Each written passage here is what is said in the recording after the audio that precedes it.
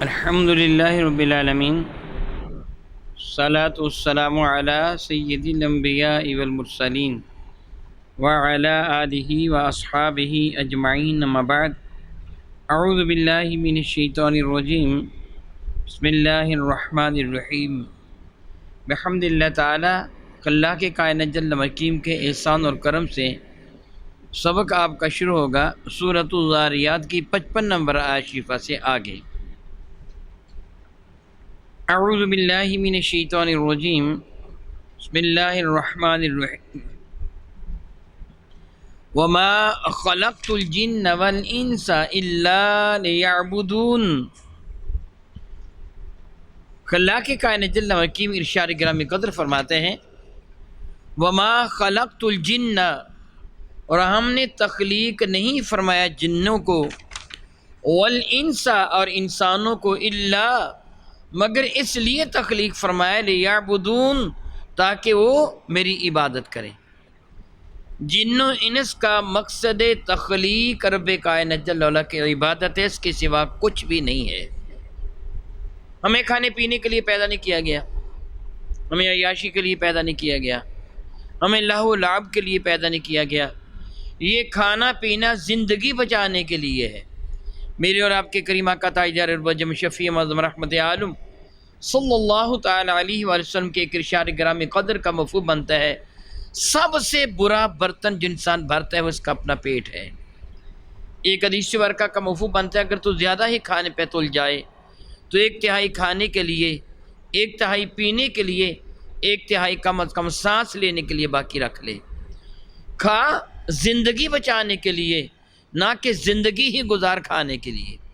کھانا زندگی بچانے کے لیے ہے۔ ہوا اتنی ہی تجھے ضرورت ہے جتنی تیری زندگی کو بچائے، پانی اتنا ہی چاہیے جتنا تیری زندگی کو بچائے، خوراک تجھے اتنی ہی چاہیے جتنی تیری زندگی کو بچائے، تجھے تیرا گھر، دیگر اسباب اسی قدر ضرورت ہے جس قدر تجھے چاہیے۔ جو زائد چیز ہے وہ زائد ہے، تیرا اصل مقصد دنیا کی دولت کو اکٹھا کرنے کے لیے دنیا میں آنا نہیں ہے، اپنے رب کی عبادت کے لیے ہے۔ اب ایک ذہن میں سوال پیدا ہو سکتا ہے، کوئی بھی آدمی ہو، آج کل جس طرح کا دور ہے، اللہ تعالیٰ ہمیں معاف فرمائے، منفی سوچ مثبت کے مقابلہ میں زیادہ ہے کہ جی باجی کیا پھر مولوی جو کہتے ہیں جی عبادت کے لیے رب نے پیدا کیا، مولوی نہیں کہتا، میرا اللہ فرماتا ہے۔ مولوی کی کیا ضرورت ہے اپنی مرضی سے کچھ کہہ سکے؟ میرا اللہ فرماتا ہے کہ عبادت کے لیے پیدا کیا۔ وہ کہتا کہ پھر کیا کاروبار دنیا ٹھپ جائیں گے؟ وہ کہے کہ لوٹا مسلح لے کر، ایک تسبیح لے کر مسجد کے کونے قدرے میں بیٹھ جائے، وضو کرے اور تسبیح کرتا رہے، نماز پڑھتا رہے اور بس؟ میرے بھائی نہیں، اسلام دین فطرت ہے۔ میرے اور آپ کے کریم آقا رب کائنات کے محبوب تاجدار الوجہ شفیع معظم رحمت عالم صلی اللہ تعالی وسلم تشریف فرماتے۔ امام غزالی نے یہ حدیث برکہ کیمیا سعادت اور احیاء العلوم میں نقل فرمائی۔ میرے کریم آقا تشریف فرماتے، بارگاہ ساتھ میں صحابہ کرام بھی حاضر تھے، صبح کا وقت تھا۔ میرے اور آپ کے کریم آقا تاجدار الوجہ شفیع معظم رحمت عالم صلی اللہ علیہ وسلم عموماً نماز فجر ادا فرمانے کے بعد مسجد میں تشریف فرما ہو جاتے، اور تقریباً نماز عشاء یا چاش تک مسجد میں تشریف فرما رہے تھے۔ صحابہ بارگاہ رسالت باب میں حاضر ہوتے اور مختلف موضوعات پر گفتگو ہوتی۔ میرے کریم آقا اپنی ارشادات عالیہ سے اپنے غلاموں کو نوازتے اور غلام اس سے مستفیض ہوتے۔ صحابہ بیٹھے تھے، مسجد نبی شریفہ کے بیرونی دیواریں نہیں تھیں، بس یہی تھا کہ ایک برآمدہ نما ایک مکان بنا ہے جس میں نماز ادا کرتے تھے۔ صحن کھلا تھا۔ صحابہ کرام نے دیکھا ایک آدمی تیزی کے ساتھ ان کے قریب سے گزرا اور جا کر اس نے اپنی دکان کو کھولنا شروع کر دیا، جھاڑ پونچھ وغیرہ شروع کر دی، دکان کھول لی۔ تو صحابہ کرام تو رب کائنات کی عبادت کے بہت زیادہ شائق تھے، وہ آپس میں کہنے لگے، کاش یہ شخص جتنی تیزی کے ساتھ دنیا کی خاطر اٹھا ہے، اے کاش یہ اتنی تیزی کے ساتھ اللہ کی عبادت کے لیے اٹھا ہوتا، گویا ہمارے پاس آ کے بیٹھ جاتا۔ جس طرح ہم بارگاہ ساتھ باپ کی صحبت سے فیض یاب ہو رہے ہیں، اور یہ یاد رکھیے میرے کریم آقا کی خدمت فیض درجت میں حاضری، میرے نبی کی براہ راست باتوں کو سننا، میرے کریم آقا کی زیارت کائنات کی اعلیٰ ترین عبادت ہے، اعلیٰ ترین عبادت ہے۔ ایک ایک نگاہ جو میرے کریم آقا کے رخ ذیفہ پہ صحابہ کی پڑتی تھی وہ زمانے بھر کے اولیاء اعظام کے سارے زہد و تقویٰ سے کہیں بڑھ کر تھی۔ تو یہ تو عمل بہت اعلیٰ تھا۔ میرے کریم آقا علیہ السلام کی خدمت میں ان صحابہ نے یہ بیٹھے بیٹھے آپس میں گفتگو کر رہے تھے، کہنے لگے اے کاش یہ بندہ اتنی تیزی کے ساتھ اللہ تعالیٰ کی عبادت کے لیے اٹھا ہوتا۔ میرے کریم آقا صلی اللہ علیہ وسلم نے سماعت فرمایا تو فرمایا خبردار یہ نہ کہو، یاد رکھو اگر یہ اس لیے اٹھا ہے تیزی کے ساتھ دکان کھولنے کے لیے اس لیے آگے بڑھا ہے تاکہ رزق حلال کما کے اپنی ماں کو، اپنے باپ کو، بہن بھائیوں کو، بیوی بچوں کو، عزو اقربا کو یہ کھانا کھلائے، ان کو بھیک مانگنے کی ذلت سے بچا لے، لوگوں کے سامنے ہاتھ پھیلائیں اس ذلت سے بچا لے، ان کی خاطر اگر یہ کمائی کے لیے ان کو کھانا کھلانے کے لیے نکلا ہے، یاد رکھو میں اللہ کا نبی یہ تمہیں گواہی دیتا ہوں یہ اللہ کی راہ میں نکلا ہے، اور اگر اس حال میں یہ مارا گیا تو مرتبہ شہادت پا جائے گا۔ اسلام کتنا اعلیٰ دین ہے، اس دین میں رزق حلال کمانا بھی عبادت ہے، کتنا اعلیٰ دین ہے۔ ایک حدیث مبارکہ کا مفہوم بنتے ہیں باپ رزق حلال کما کر اپنے بیوی بچوں کے لیے، باپ بچوں کے لیے، خاوند بیوی کے لیے، بیٹا والدین کے لیے، بھائی بہن بھائیوں کے لیے رزق حلال کما کے اپنے گھر کو چیز اٹھا کے لاتا ہے تاکہ میں اہل خانہ کو دوں، اس کا ہر قدم جنت کی جانب اٹھ رہا ہوتا ہے۔ اسلام بہت اعلیٰ مذہب ہے، میرے اور آپ کے کریم آقا کے ارشاد گرامی قدر ہے۔ اگر دنیا کو اکٹھا کرنے کا مقصد اپنے آپ کو الیاذ باللہ تعالی بڑا دولت مند بنانا ہے، غرور و فخر ہے، تو یہ شیطان کے لیے ہے، اور اگر والدین کی خدمت کرنا ہے، بیوی بچوں کو رزق حلال کما کھلانا ہے، تو یہ اللہ کی رضا کی خاطر ہے۔ میرے اور آپ کے کریم آقا تاجدار بجم شفیع معظم رحمت عالم صلی اللہ علیہ وسلم صحابہ کو سمجھا رہے تھے، یاد رکھو بچوں کو کھانا کھلانا بھی صدقہ ہے، حتیٰ کہ بیوی کو کھانا کھلانا بھی صدقہ ہے۔ تم اللہ تعالیٰ کی راہ میں صدقہ دیتی ہو نا، ثواب ہوتا ہے نا۔ الذین ينفقون اموالهم فی سبیل اللہ کمثل حبۃ انبتت سبع سنابل فی کل سنبلۃ مئۃ حبۃ، جو اللہ کی رضا کی خاطر اللہ تعالیٰ کی راہ میں خرچ کرتے ہیں، ان کی مثال اس دانے کی ہے جس کو بو دیا گیا، پھر اس سے 7 بالیاں نکلیں، فی کل سنبلۃ مئۃ حبۃ، ہر بالی میں 100 دانہ لگا، واللہ یضاعف لمن یشاء، اللہ جس کے لیے چاہے اس سے بھی اضافہ فرما دیتا ہے۔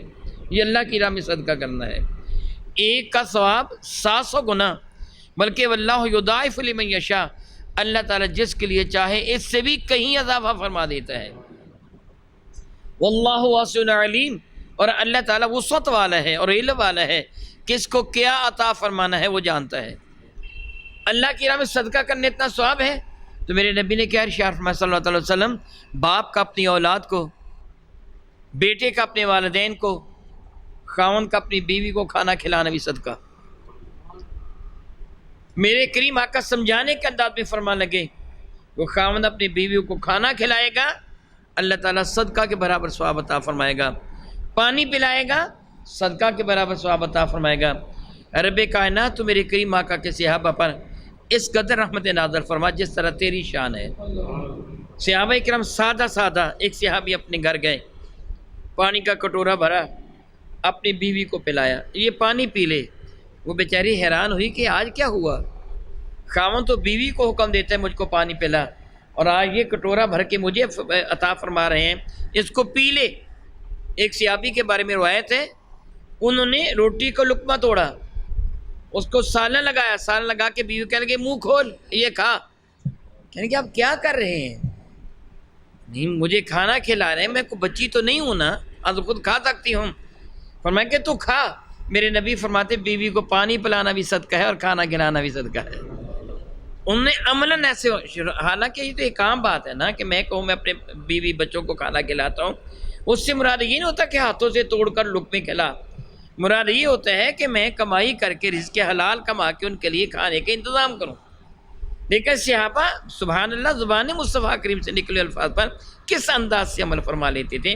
وہ اپنی بیوی کو کہنے لگے کہ تو میرے ہاتھوں سے کھانا کھا تاکہ مجھ کو ثواب اللہ تعالیٰ عطا فرمائے۔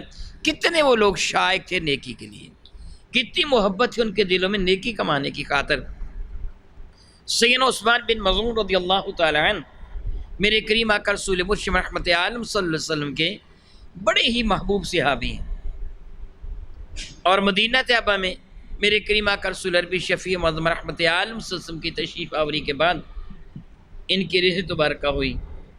میرے کریم آقا نے اپنے دست مقدس سے ان کے لیے قبر کی تیاری میں حصہ لیا، ان کو دفن فرمایا، اور حضور علیہ السلام نے اپنے مبارک ہاتھوں سے ان کے قبر کی مٹی کو برابر کیا، اور ایک بڑا پتھر اٹھا کے حدیث مبارکہ میں ہے حضور نے اپنے بازوں کو اوپر قمیض کو اوپر کیا، بازوں سے قمیض کو اوپر کیا، یعنی بازوں کو ننگا فرمایا، اور ایک بڑا پتھر خود اٹھا کے لائے ان کے سرہانے لا کے رکھا۔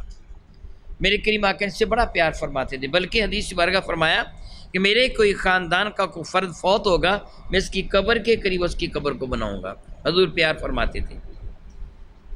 ان کے گھر صحابہ کا اجتماع ہوا، اکٹھ ہوا، میٹنگ ہوئی، باہم گفت و شنید کے لیے بیٹھے۔ موضوع گفتگو کیا تھا؟ میرے کریم آقا تاجدار اربوجم شفیع معظم رحمت کے انداز عبادت، حضور کی شب بیداریاں، میرے کریم آقا کا زہد و تقویٰ۔ امہات المومنین کے ذریعے انہوں نے، یعنی میں ایک چھوٹی سی مثال دے کے سمجھا دیتا ہوں کہ صحابہ کرام کیسے شائق تھے، کتنا ان کو شوق تھا میرے کریم آقا کی سنتوں کو اپنانے کا۔ سیدنا ابن عباس فرماتے ہیں رضی اللہ تعالیٰ عنہ، عبداللہ ابن عباس، کہ میری بھی ڈیوٹی لگی کہ میں دیکھوں رسول مرشد رحمت عالم کی راتیں کیسی گزرتی ہیں۔ فرماتے میں نے اپنی خالہ سیدہ میمونہ حضرت سیدنا ابن عباس اور سیدنا خالد بن ولید کی خالہ تھی۔ خالد بن ولید، سیدنا ابن عباس، یہ آپس میں ایک دوسرے کے خالہ داد بھائی ہیں۔ ان کی ایک خالہ سیدہ میمونہ جو ام المومنین ہیں، ہماری ماں ہیں، میرے کریم آقا رسول عربی کے کاشان مقدس میں تھیں۔ سیدنا ابن عباس فرماتے میں نے اپنی خالہ سے اجازت لی کہ اگر آپ اجازت دیں تو آج رات چونکہ رسول رحمت آپ کے ہاں تشریف فرما ہوں گے، میں اپنے کریم آقا کی رات دیکھنا چاہتا ہوں کس انداز سے گزرتی ہے۔ خالہ محترمہ نے اجازت دے دی، میرے کریم آقا نے بھی اجازت مرحمت فرما دی۔ ابن عباس فرماتے ہیں میں بارگاہ بے کس پناہ میں اس رات ٹھہرا، اللہ تعالیٰ کے نبی تاجدار اربوجم شفیع معظم رحمت عالم صلی اللہ تعالیٰ علیہ وآلہ وسلم نے نماز عشاء ادا فرمانے کے بعد اپنے کاشان مقدس میں جلوہ فرمائی اور ام المومنین کے ساتھ جس قدر اللہ تعالیٰ نے چاہا گفتگو فرمائی، اور جس کو ہم اپنے زبان میں حال چال پوچھا، کسی ضرورت کے بارے میں سوال فرمایا ہوگا، جو کچھ بھی۔ اس کے بعد میرے کریم آقا خواب استراحت کے لیے اپنے بستر کی جانب تشریف لے گئے۔ رسول رحمت صلی اللہ تعالیٰ علیہ وآلہ وسلم آرام فرمانے کے لیے اپنے بستر پر لیٹ گئے۔ ابن عباس فرماتے میں تو جاگ رہا تھا کیونکہ میں نے دیکھنا تھا رسول رحمت کی رات کیسے گزرتی ہے۔ میں نے اپنے کریم آقا سے اجازت لی تھی، یا رسول اللہ میں آج رات آپ کے ہاں ٹھہروں گا، یہ تو نہیں کہا تھا کہ میں نے دیکھنا ہے آپ کیسے رات گزارتے ہیں۔ اجازت تو اتنی تھی نا کہ میں آج آپ کے ہاں ٹھہرنا چاہتا ہوں، اجازت ہے۔ میری کریم نے اجازت دے دی کہ بانجا خالہ کے ہاں ٹھہرے گا، کون سا ناجائز ہے، ماں ہوتی ہے خالہ۔ میری کریم نے اجازت دے دی تھی۔ فرماتے مگر میں جاگ رہا تھا، میں جان بوجھ کے نہیں سویا کہ میں دیکھنا چاہتا تھا اللہ کے نبی رات کیا فرماتے ہیں۔ فرماتے ہیں سیدنا ابن عباس کے رسول رحمت اس وقت تک آرام فرما ہوئے سوئے جب تک اللہ نے چاہا، پھر اٹھ کر تاجدار اربوجم شفیع معظم رحمت کون مکان نے آسمان کی جانب دیکھا، یعنی کمرے سے باہر تشریف لائے، آسمان کی جانب دیکھا اور آیا بار کا تلاوت فرمایا وَلِلَّهِ مَا فِي السَّمَاوَاتِ وَمَا فِي الْأَرْضِ وَإِن تُبْدُوا مَا فِي أَنفُسِكُمْ أَوْ تُخْفُوهُ يُحَاسِبْكُم بِهِ اللَّهُ، یہ آیا برکہ تلاوت فرمائی۔ میرے قریب آقا تاجدار اربوجم شفیع معظم رحمت عالم نے یہ پڑھا، اس کے بعد آخر تک یہ تلاوت فرمائی۔ ایک روایت میں ان فی خلق السماوات والارض واختلاف اللیل والنہار، یہ آیات برکہ آخر تک تلاوت فرمائی۔ تلاوت فرمانے کے بعد وہ پہلی کے مقابلہ میں یہ زیادہ درست ہے جو میں نے بعد میں عرض کیا ہے کہ ان آیات برکہ کی تلاوت فرمائی، ان فی خلق السماوات والارض واختلاف اللیل والنہار، ان آیات برکہ کی تلاوت فرمائی، اور اس کے بعد میرے کریم آقا نے مسواک فرمائی، وضو فرمایا، 2 رکعت نماز نفل ادا فرمائے۔ فرماتی ابن عباس میں حضور کے پہلو میں کھڑا ہو گیا بائیں جانب، اور حضور نے پیار کے ساتھ مجھے کان سے پکڑ کر دائیں جانب کر لیا. 2 رکعت نماز ادا فرمائی، پھر اپنے بستر استراحت پہ تشریف لے گئے، اور جب تک اللہ تعالیٰ نے چاہا آپ نے آرام فرمایا، پھر اٹھے، پھر انہی آیات برکہ کی تلاوت فرمائی. ان فی خلق السماوات والارض، ان فی خلق السماوات والارض والی آیات برکہ کی پھر تلاوت فرمائی، پھر وضو فرمایا، مسواک فرمائی، وضو فرمایا، پھر 2 رکعت ادا فرمائی، پھر اپنے بستر استراحت کی جانب تشریف لے گئے، آرام فرمایا. اس طرح ایک رات میں ایک روایت کے مطابق 6 مرتبہ فرمایا. اب آپ دیکھ سکتے ہیں کتنی دیر آپ نے آرام فرمایا، کتنی دیر آپ نے نماز ادا کی ہوگی. بہرحال صحابہ کرام کو میرے کریم آقا کی شب بیداریوں کے بارے میں پتہ چلا تو آپس میں ایک دوسرے سے باتیں کرتے کہنے لگے. ایک صاحب بولے آج کے بعد میں کبھی بھی رات کو نہیں سوؤں گا، ساری رات عبادت کروں گا. وہ تو اللہ کے محبوب ہیں، پھر اتنی بات کرتے ہیں، ہماری تو حالت ہی کیا ہے. ایک کہنے لگے میں اپنی بیویوں کے پاس بھی نہیں جاؤں گا، میں ان سے بھی قطع تعلق کر لوں گا. ایک کہنے لگے میں اچھا کھانا نہیں کھاؤں گا، پانی نہیں پیوں گا، ہمیشہ روزے کے ساتھ رہا کروں گا، اور معمولی اشیاء سے روزہ افطار کیا کروں گا. اللہ حاضر قیاس. صحابہ آپس میں اس طرح باتیں کرنے لگے. اچھا لباس نہیں پہنوں گا، میں اللہ تعالیٰ کی بات میں دن رات ایسے بسر کر دیا کروں گا. یہ بات میں نے کریم آقا کی خدمت فیض درجت پیش کی گئی کہ صحابہ کا ایک اجتماع عثمان بن مظعون کے گھر ہوا ہے، اور ایسے ایسے کر کے ہوا. میرے کریم آقا تشریف لائے، سیدنا عثمان بن مظعون کی بیوی رو رہی تھی. خاوند یہ وعدہ کر لے کہ میں اچھا کھانا نہیں کھاؤں گا، اچھا لباس نہیں پہنوں گا، رات بھر سویا نہیں کروں گا، اپنی بیویوں سے قطع تعلق کر لوں گا. پھر بیوی نے رونا نہیں تو بیچارے نے کیا کرنا ہے؟ بیوی گھر میں اس لیے تو نہیں آتی کہ اس کو اپنے والدین کے گھر روٹی نہیں ملتی. اب رو رہی تھی. میرے قریب فرمانے لگے کیا ہوا، تو کیوں رو رہی ہے؟ عثمان کہاں ہے؟ مجھے پتہ چلا کہ اس نے ایسے ایسے کر کے کہا ہے. اے رب کائنات ان پاک بات خواتین پر بڑی ہی رحمت نازل فرما. اپنے خاوندوں سے کتنی وفا کرنے والی تھی. تو انہوں نے میرے نبی سے شکایت نہیں کی یا رسول اللہ ہاں ایسے کر کے کہا، آپ ان کو سمجھائیں.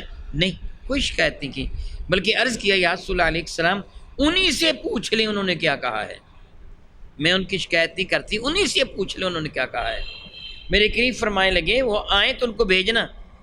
عثمان گھر آئے تو زوجہ محترمہ نے عرض کیا کہ برگر ساتھ تمام میں حاضر ہو جاؤ، سرکار تشریف لائے تھے اور تمہیں طلب فرما گئے ہیں. میرے کریم آقا رسول رحمت کی خدمت فیض درجت میں حضرت عثمان بن مظعون حاضر ہوئے. میرے کریم آقا ناراض ہوئے.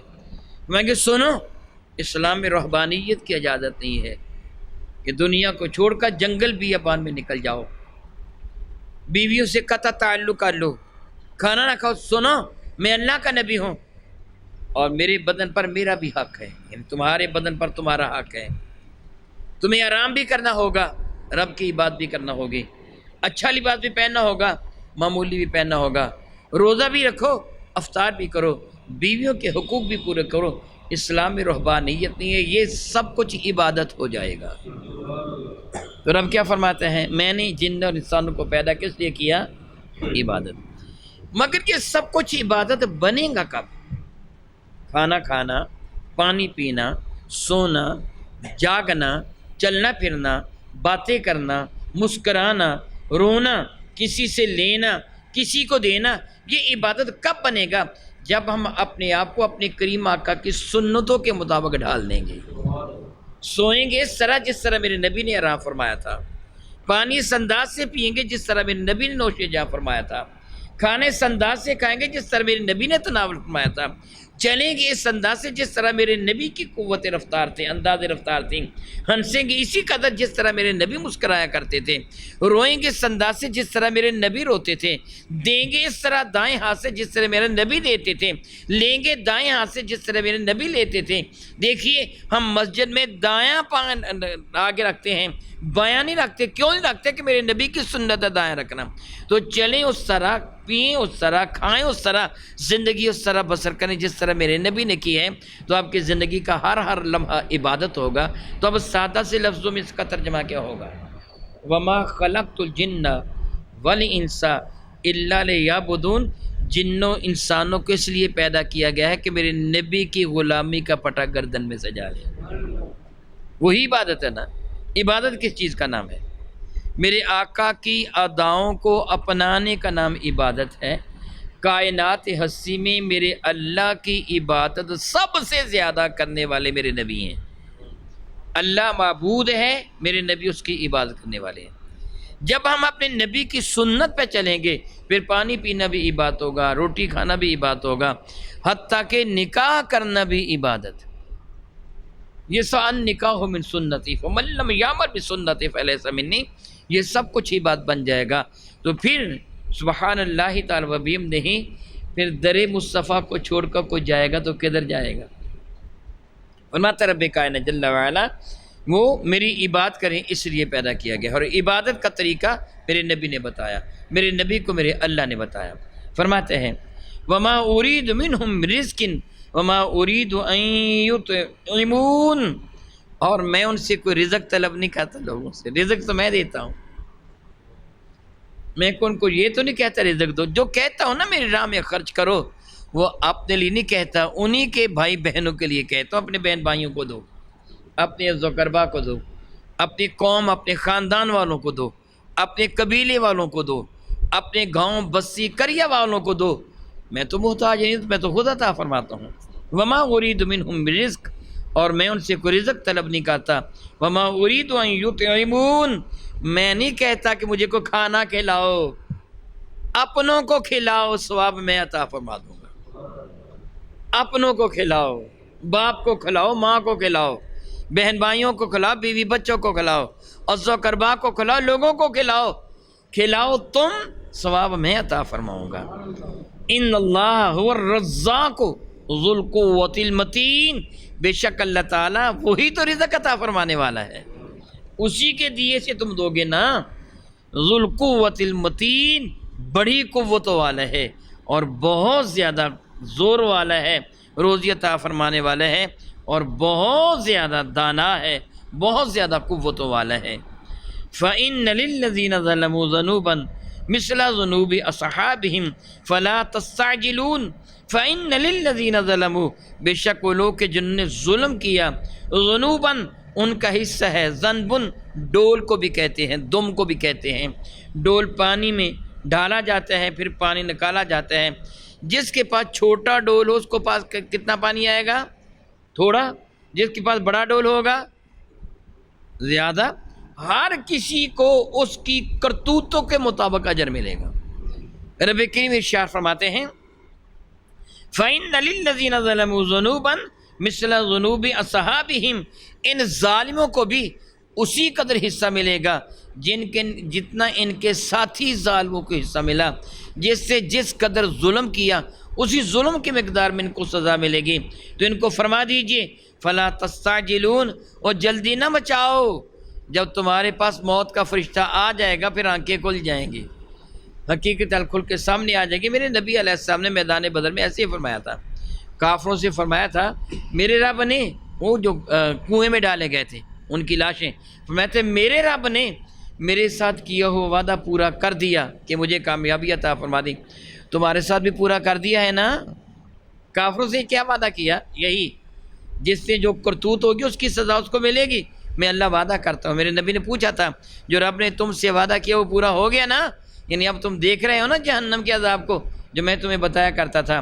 رب کریم فرماتا ہے فَوَيْلٌ لِّلَّذِينَ كَفَرُوا مِنْ يَوْمِهُمُ الَّذِي يُوعَدُونَ، تو بربادی ہے ان لوگوں کے لیے جنہوں نے کفر کیا اس دن کی جس دن کا ان سے وعدہ کیا گیا ہے کہ جب تم ہمارے حضور حاضر ہو جاؤ گے، تمہاری روح تمہارے بدن سے پرواز کر جائے گی، اس وقت تمہیں سزا شروع ہو جائے گی اور پھر قیامت کے حقیقی طور پر تمہیں جہنم کی آگ کے حوالے کیا جائے گا۔ اس دن سے ڈرو جس دن کا رب کائنات نے تم سے وعدہ کیا ہے۔ بحمد اللہ تعالیٰ ثم الحمد اللہ تعالیٰ، رب کائنات جل وعلا کا احسان اور کرم کہ سورۃ الذاریات کا ترجمہ مکمل ہوا۔ دعا کرتا ہوں رب کائنات میرے کریم آقا تاجدار الوجم شفیع معظم رحمتان کے صدقہ سے ہمیں قرآن مجید فرقان حمید صحیح ترین طریقے سے پڑھنے، صحیح ترین طریقے سے سمجھنے اور صحیح ترین طریقے سے اس پر عمل کرنے کی توفیق عطا فرمائے، آمین ثم آمین۔ او کما قال اللہ تبارک و تعالی واللہ تعالی اعلم باسرار کتابہ۔